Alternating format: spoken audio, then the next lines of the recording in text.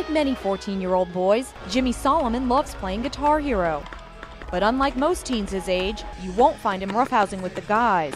I can't play a lot of contact sports. That's because Jimmy and his brother Will suffer from a genetic condition called hemophilia, which means their blood doesn't clot properly. We've got our alcohol and our gauze and our needles and our tourniquet and our sharp container and our, more needles and Band-Aids and all that. They bleed in their joints. And it's not just, people think that hemophilia is just like you cut yourself and you like gush blood everywhere.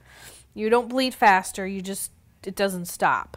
And then you bleed inside your joints. Those bleeds can be painful and scary. Every time he'd fall and bump his head, we had to go in for CT scans on his head. And, many times we'd sit in the ER all night long and have to do, they'd have to stick him 10 times sometimes to get his medicine in him. Things have gotten easier as the boys have gotten older. We always have this little bag ready to go. Dawn now administers clotting factor to her sons at home. It's two vials, and then here's a little transfer device. So this goes on there. You open this up, flip it, and put it on there, and then the water goes into there. My older son had a pretty bad frenulum bleed, and that was the first time I actually could see how quickly it worked.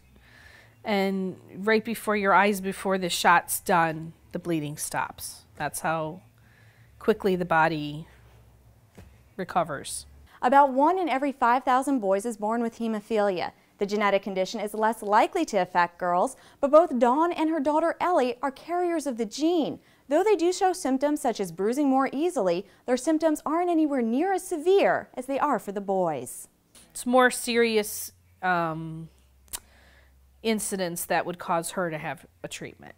Surgery or, anything very traumatic. Watch out for the flaming scorpion. So far, Will and Jimmy have treated their injuries in time, but Dawn's father, who also suffered from hemophilia, needed many blood transfusions. And that's one reason Jimmy helps out with blood drives at his school. I know I'm not the only person with a type of disorder that you need blood for, and if I knew it could save someone's life, I would do it, but the hemophilia. Instead of him feeling sorry for himself and feeling like he, can't do this or can't do that, he wants to do good for others, and makes me very proud of him. There is no cure for hemophilia, and the boys will be dependent on clotting factor for the rest of their lives. I'm Nancy Gay for Florida's Blood Centers, where local heroes are saving lives.